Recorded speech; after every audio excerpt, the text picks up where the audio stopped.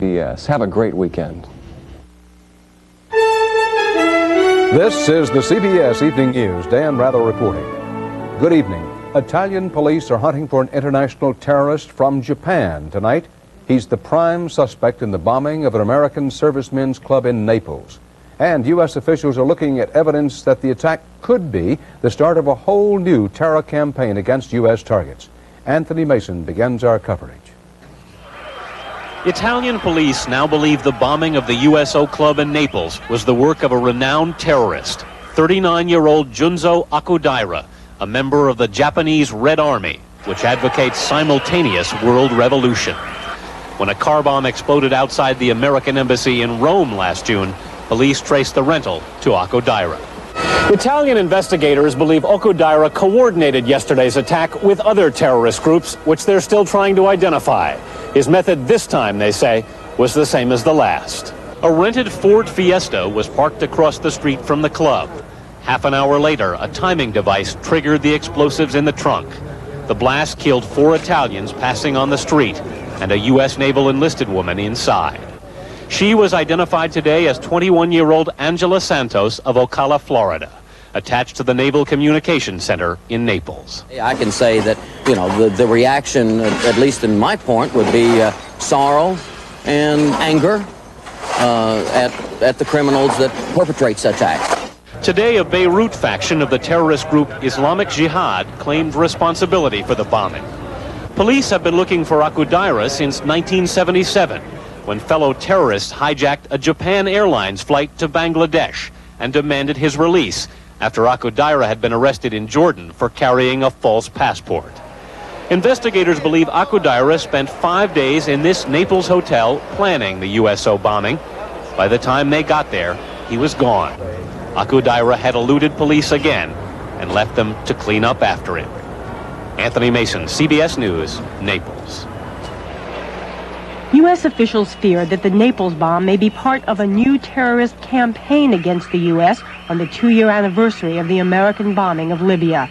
Another bomb exploded today at a U.S. military communications facility outside Madrid. No one was hurt. And New Jersey police earlier this week arrested a Japanese man carrying a forged passport, Swiss bank documents, and the makings of several bombs. He was found in possession of an explosive device with several pounds of shrapnel, which a firearm, which an explosives expert testified was an anti-personnel weapon. So far, Yu Kikimura has refused to answer any questions, but Japanese police have told the U.S. government that they believe he's linked to the Red Army, the same group now believed responsible for the Naples attack. And terrorism experts say the Red Army may now be working for Libya. There is documentation that the group has carried out missions for Libyan leader Muammar Gaddafi in the past. It is a demonstrable fact that many of these organizations do have close ties with one another and occasionally do cooperate with one another in operations. The State Department has sent a cable putting all embassies on special alert and warns that any attacks will provoke retaliation from the U.S. I think that the terrorist groups have to recognize that the United States is not going to stand by and let its people and its facilities be attacked with impunity. Still, law enforcement sources emphasize that they now have more questions than answers. And the question that inspires the greatest fear: was the man who was seized in New Jersey on his way to meet cohorts who are still on the loose? Rita Braver, CBS News, Washington. U.S. Navy minesweepers destroyed 3 mines today in the newly discovered Persian Gulf mine field where an American warship was damaged by an explosion yesterday. U.S. officials are stressing they don't know who planted the explosives. They seem to be going out of their way not to blame Iran, but the explosives were found in the same part of the Gulf where U.S. forces captured an Iranian ship laying mines last September. 10 American sailors were injured in yesterday's blast, 2 of them still in critical condition tonight. Arab gunmen held a Kuwaiti airliner and about 30 hostages for an 11th day, now at the airport in Algiers. Algerian mediators are shuttling between the plane and a Kuwaiti government delegation. Today, the gunmen put 2 of their hostages on the radio to the control tower. They said the hijackers would kill them all unless Kuwait frees 17 imprisoned terrorists. Another veto threat from President Reagan today, this time over a bill approved by the Senate. The bill would punish Mexico and try to get its attention for failing to do enough to stop drug trafficking. Mr. Reagan argues that he fears the bill might make Mexico's government angry and do even less about drug smuggling. The Reagan administration today was busy chalking up the latest high-profile election year drug bust, and Eric Ingberg has details on that. Federal agents who trailed an Asian drugs and guns connection all the way to Hong Kong today were hauling in key suspects in New York and Washington. In all, the undercover investigation, which ran for more than a year, brought 24 arrests. More are expected. 11 men are being held in Hong Kong, where the drug ring is based. The Hong Kong drug lords, out to build a heroin smuggling network to Washington and New York, were duped into forming a partnership with a Chinese-speaking FBI agent posing as a U.S. drug kingpin. Authorities estimated that nearly $140 million worth of heroin, referred to as seafood in coded phone calls to Hong Kong, was seized. The amount of heroin purchased, the 24.7 pounds, is enough to overdose every man, woman, and child in the District of Columbia. The investigation, dubbed Operation Bamboo Dragon, was aimed at sending a message to Asian gangs who have been spreading their tentacles into the U.S. drug trade. We believe that the Chinese organizations are responsible for almost 70% of the heroin coming into the New York area. They've replaced the traditional Italian organized crime gangs. Today's preemptive action stunts the emergence of an Asian organized crime group which sought to peddle its deadly product on our streets. In addition to drugs, alcohol, tobacco, and firearms, and customs agents seized dozens of guns, including automatic weapons, the Asian gang was selling. Undercover agents had pretended to be buying the M16 rifles for Libya. Authorities say the Hong Kong residents now in custody will be extradited to the United States to stand trial. Eric Ingberg, CBS News, Washington. More evidence tonight of what police are up against in trying to shut off the illegal drug pipeline into the USA. This is one shipment that didn't get through. Federal drug agents are still sorting out more than a ton of cocaine seized overnight in Miami. The drugs were hidden in 1,200 buckets of frozen fruit juice imported from Ecuador. 2 Miami men have been arrested. Los Angeles police deployed extra patrols today and theaters added security as a film premiered in movie houses around the city and across the country. Behind all the concern is a street war that, in Los Angeles alone, get this, claimed 387 lives last year, and fears the movie's make-believe violence may trigger more killing. David Dow reports. The battle against Los Angeles youth gangs is escalating in an atmosphere so charged that even a movie ignites controversy. It is called Colors, Hollywood's portrayal of the gang violence that killed more than one person a day in Los Angeles County last year. It opens today, but already it has sparked a variety of protests and worries that it could inspire more violence. It incites and inflames the issue. Like pouring gasoline on a fire. We have a fire going already. The filmmakers disagree, claiming it is nothing more than an accurate reflection of everyday reality, filmed with the help of police and gang members. This movie is not going to incite violence. It's going to educate people to what's really happening so that maybe there can be some answer to the problem that exists. In the real world of gang violence, Los Angeles police have just received $4.5 million in emergency funds to press their war against the gangs. We're going to obliterate the gangs that are involved in gang violence. That apparently means more of the massive sweeps that have involved up to 1,000 officers. Last weekend, police arrested more than 1,400 persons, just over half of them suspected gang members. Many, if not most, are back on the streets again, but some residents think there's an improvement. Much better, but like about 100%. Still, there remains skepticism. Is it any different? Not really, because they don't pick up the right guys. The people that cause trouble, they still out there. Some critics complain the movie Colors offers no solutions to the gang problem. In gang neighborhoods, residents hope for solutions too. The problems are all too familiar. David Dow, CBS News, Los Angeles. President Reagan's former White House spokesman is out of his new job. Larry Speakes today resigned as spokesman for Wall Street giant Merrill Lynch. This follows the recent disclosure by Speakes that he made up some of President Reagan's quotes out of thin air, including one at the 1985 Reagan-Gorbachev summit in Geneva. Whether Speakes was forced out or not is hard to tell. Merrill Lynch says it accepted the Speakes resignation with regret. Still to come on the CBS Evening News, Ray Brady on IRS excess. If you don't send it, they come and take it. And Peter Van Sant on the animals once mistaken for mermaids.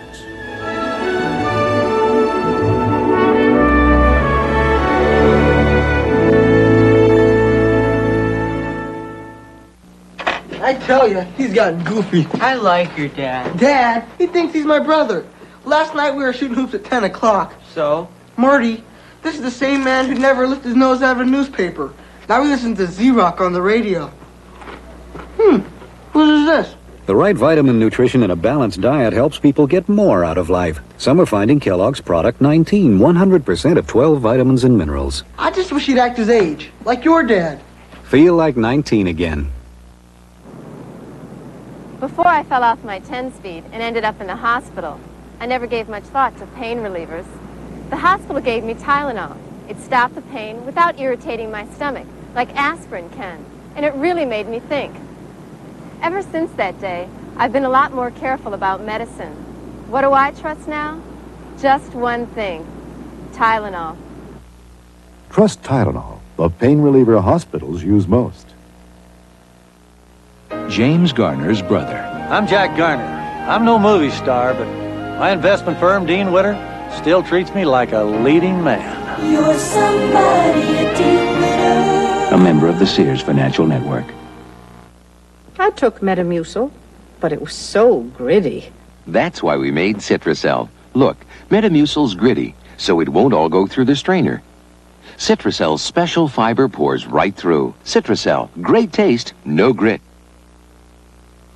A New York judge today handed down the predetermined sentence for Robert Chambers, who was convicted of manslaughter in the death of 18-year-old Jennifer Levin during a sexual encounter in Central Park.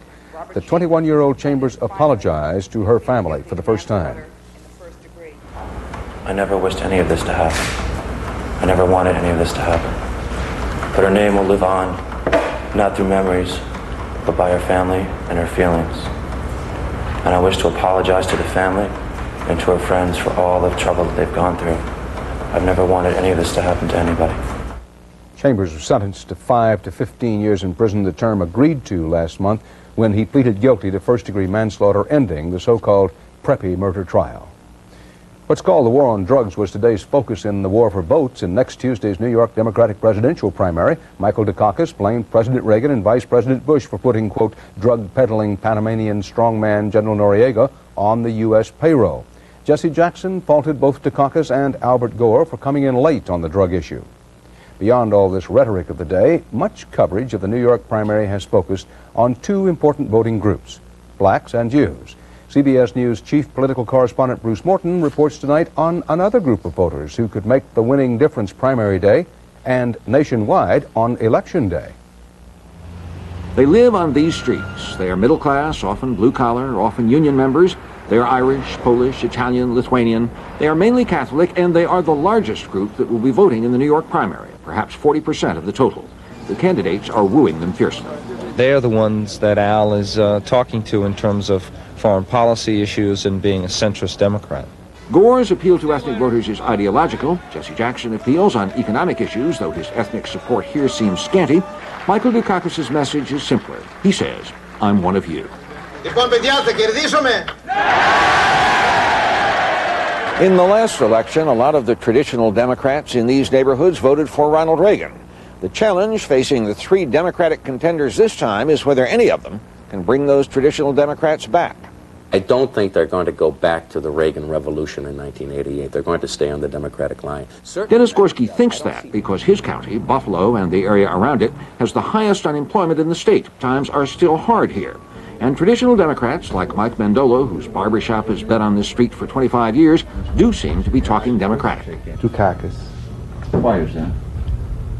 Oh, I think he's for the people.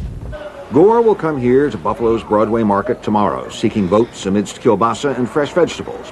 Manager Joseph Petruso thinks the election matters and is leaning toward Dukakis. Well, because I think he's got the experience. You know, he's run a state. Over at the Italian Village, owner chef John Balcone concentrates on a special dish. He wants a Democrat, but his favorite isn't running. The Governor Mario Cuomo That governor and Esnick, and the governor who is running, and Esnick, met in Albany today and joked about jobs for Cuomo in a Dukakis administration. But his mother always wanted him to serve on the United States Supreme Court. Will the Ethnics back Gore or Dukakis? Columnist Jimmy Breslin thinks not. The average guy in Queens, he thinks, will say, good. Let the two of them there. I'll stay home, and I'll see you in November. George Bush is a good-looking Catholic candidate. The stakes are high. A candidate with strong ethnic backing can win here next Tuesday, and maybe next November, too. Bruce Morton, CBS News, Buffalo. Incidentally, CBS News polling in New York for next Tuesday's Democratic presidential primary indicates Dukakis may, at least for the moment, have a significant lead among these largely white Catholic blue-collar voters.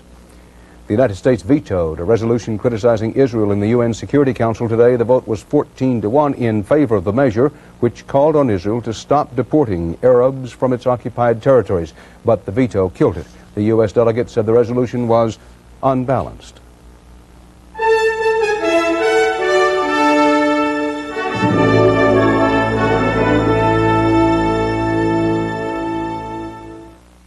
This is As the Bowl Flushes. John, our daughter is seeing someone from the wrong side of the tracks. You mean? Yes. He doesn't use automatic vanish. No. Didn't we teach her that no other brand gives you that tough vanish formula? Yes. That it helps clean and deodorize with every flush? Yes. That the clean goes on and on? Well, John, she is your daughter, too. Is she? Tune in next week when Porcelain says, Our daughter's clean reputation is at stake. with automatic vanish, the clean goes on and on. Oh, look. After 20 years, Michael loves Sarah. You haven't changed. I take care of myself. And she takes Geritol Complete with nearly twice the iron of ordinary supplements. Marry me? Again? Geritol Complete for the best years of your life. Oh, geez, I'm sorry, Mr. Santucci, I'm sorry. You see, they printed our company logo sort of upside down, but it's kind of cute. It looks like a little squirrel. If you're not using PIP to handle your printing, you should know we also do resumes. How's Mrs. Santucci? My new tango student, attractive. I moved in for a closer look. Shall we begin? That was a mistake. His breath. Is there something wrong? I felt trapped. There was no place to hide. Excuse me. You're excused. How could I forget my scope? Bad breath germs, pulverized. Okay, where is she? Oh, no. Ready to tango? Oh, yes. What a difference. For a positive reaction, the power of scope is the 1, 2, 3. D-Day for T-Day, deadline day for tax filing. Millions of Americans sweated the details and fought the midnight deadline. Some of the fun folks at the IRS today tried to take some of the fear and loathing out of their image. The IRS choral group in Washington took time out from numbers crunching to do some musical numbers. With the taxes we pay to our own USA, our freedom and peace we buy. Beyond the songs and attempt at image adjustment, there's still the image of the IRS as bounty hunter on the make. CBS News business correspondent Ray Brady tonight investigates accusations that the IRS crosses the line from tax collector to tax avenger, and even worse. For Alan Tucker and his family, a tax error turned into a nightmare. He reported the error to the IRS, but then agents seized the houses he was fixing up in downtown Denver and tied up all his assets. So he couldn't pay what he had told them he owed. It was amazing that somebody could just go to your bank account and get money out without telling you or without notifying you. We could show them exactly how it could be paid, without any question. And the man made it very clear, we don't want your taxes, we want your business. Here's Chicago. Here's from a lawyer in Plainview, Texas. In congressional offices, the letters pile up. Some 11,000 of them here. Taxpayer horror stories like this. Tom Treadway. He says his business was destroyed when the IRS charged he owed $247,000. And it seized his girlfriend's $22,000 bank account. As Treadway testified in Congress, he eventually proved he didn't owe any money. But the agent in the case got a promotion and a raise. The taxpayers need protection from the IRS. Some in Congress are sponsoring a taxpayer's Bill of Rights, one that would help safeguard Americans against any excesses by the tax collector and also make it harder for the agency to seize people's assets. For 2.5 decades, we've given more power, more authority to the IRS, and we have forgotten at the same time to check what is happening to the taxpayer. They were told, pay up $7,700. Henry and Sally James kept calling and writing, we don't owe a penny. The IRS then slapped a lien on their house, ruining a spotless credit rating. Not till months later did the IRS admit it was wrong. I honestly felt that this was the way it must have been to live in Nazi Germany, to be treated like this. We were guilty and had to prove our innocence. Some critics argue agents hound taxpayers because that's how to get ahead. The ability of a person to be promoted is directly related to their ability to close cases, collect money, and to make seizures. The employees are evaluated in a qualitative manner, not in terms of quantity. They're evaluated on how professional, how well organized they are. Well, that's not true. Pryor's proof, an IRS field chief's memo to agents saying, I need your help. There were only 7 property seizures last month. There is a bounty hunter mentality within the Internal Revenue Service. We have lost absolutely everything. We've lost our company, we've lost our savings. Even its severest critics admit the IRS has a tough job. Taxes must be collected, tax cheats brought to justice. What they question is harsh methods, the kind that is forcing Alan Tucker's housing business into bankruptcy this week. Ray Brady, CBS News, Denver. A second straight burst of bad economic news today as the government reported what may be the year's first signs of serious inflation. The Labor Department said wholesale prices in March jumped 0.6%, the sharpest increase in 11 months. Energy and food costs were up, but in another report, the government said industrial production last month edged up just 0.1%, which economists estimate could not support big inflation gains.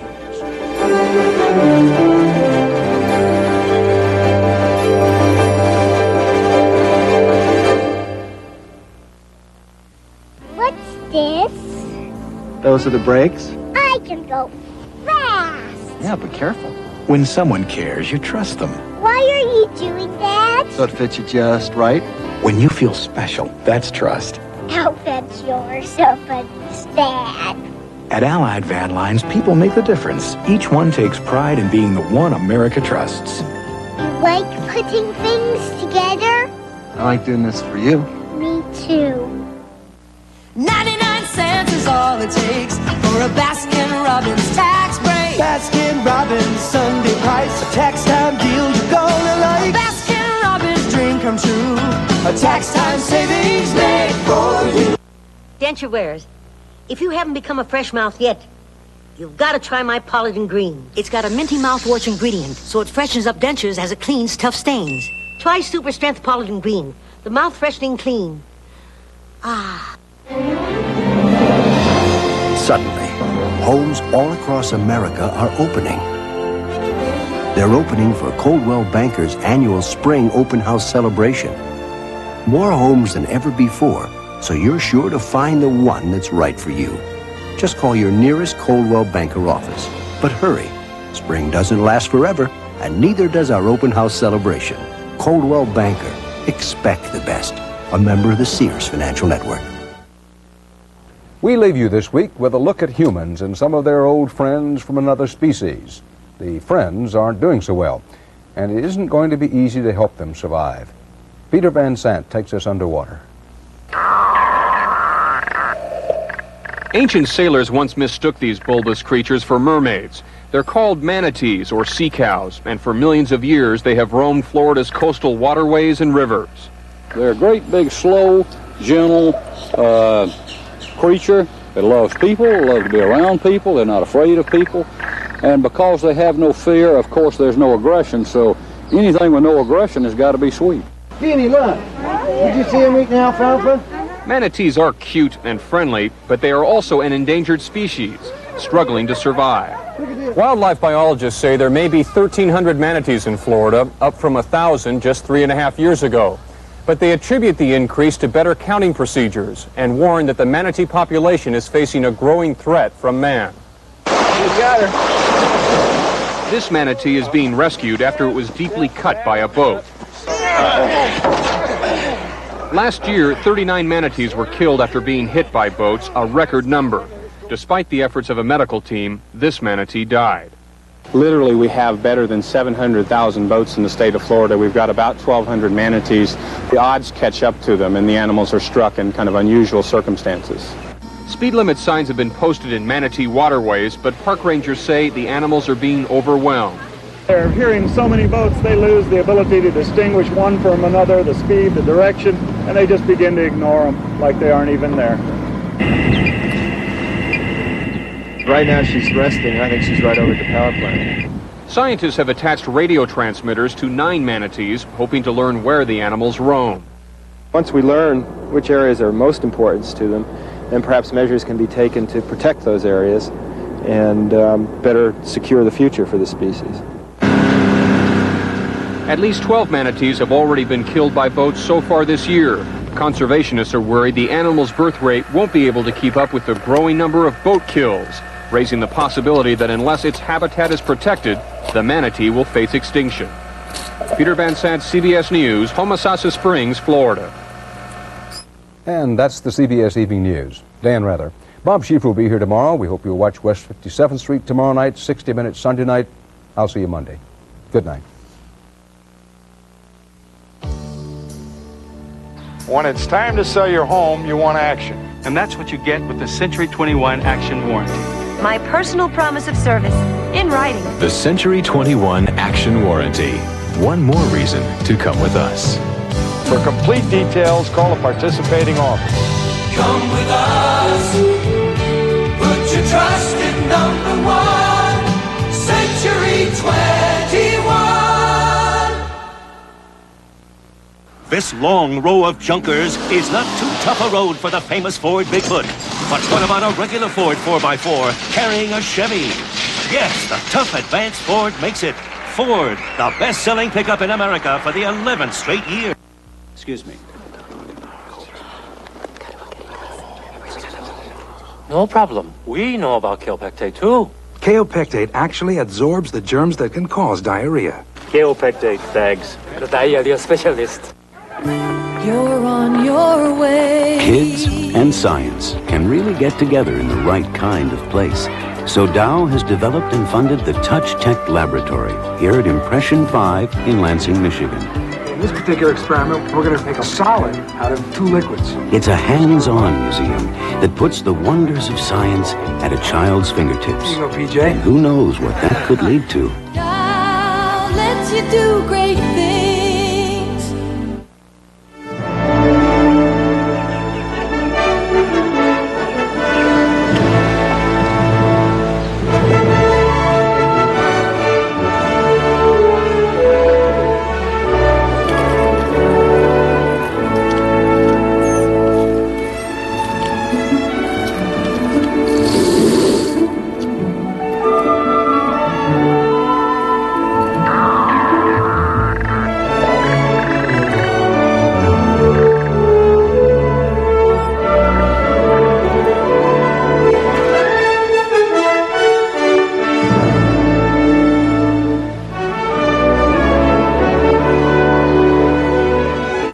Honored with television's most prestigious award, the Emmy, for Nashville's most outstanding newscasts.